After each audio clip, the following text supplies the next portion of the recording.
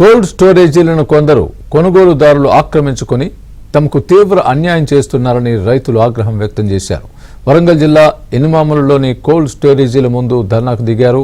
కమిషన్ల కోసం తమ మిర్చి బస్తాలను కోల్డ్ స్టోరేజీల్లో నిలువ ఉంచడం లేదని నిరసన తెలిపారు. తమపై జరుగుతోన్న దోపిడీని అరికట్టాలని రైతులు కలెక్టర్కు విజ్ఞప్తి చేశారు. సరైన ధర లేకపోవడంతో కోల్డ్ స్టోరేజీల్లో నిల్వ ఉంచడం కోసం మిర్చి వాహనాలు బారులు తీరాయి.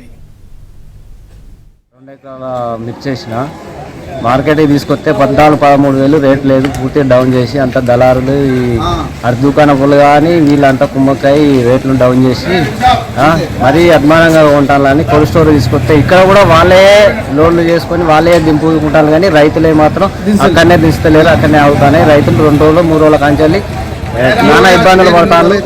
దాని మీద కొద్దిగా చర్య తీసుకోవాలని కమిటీ కూడా మేము